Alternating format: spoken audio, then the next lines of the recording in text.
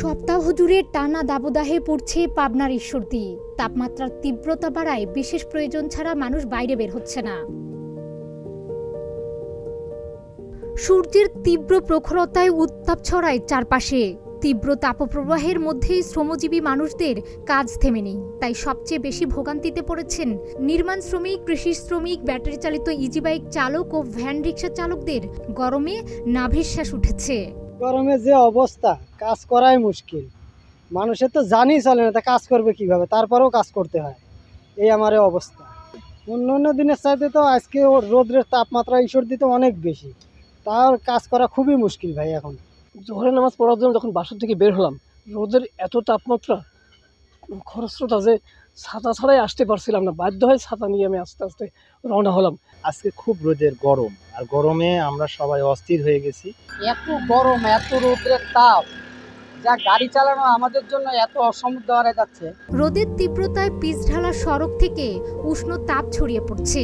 এতে রিক্সা ও অটোরিকশা চালকদের পাশাপাশি পথচারীদের চলাচল কষ্টসাধ্য হয়ে পড়েছে।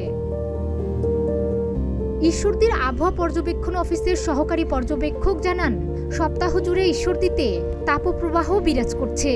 গত কয়েকদিন ধরে তাপমাত্রা 38 ডিগ্রি সেলসিয়াস থেকে 40.5 ডিগ্রি সেলসিয়াস পর্যন্ত উঠানামা করছে।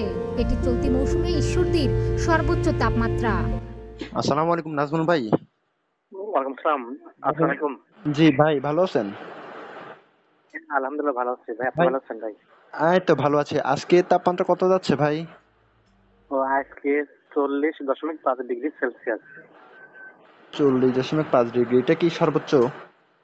হ্যাঁ, সর্বোচ্চ আমাদের ঈশ্বরদীতে এই গরম মৌসুমে আজকে সর্বোচ্চ। আচ্ছা, বৃষ্টি হওয়ার কোনো সম্ভাবনা আছে দু একদিনের মধ্যে? না, বৃষ্টি আমি খোঁজ নিলাম ঢাকাতে, হলেও শীতে পরে হবে, কিন্তু ভারী বৃষ্টি মানে এই মাসের শেষের দিকে একটা সম্ভাবনা আছে। ঢাকার থেকে কথা বললো।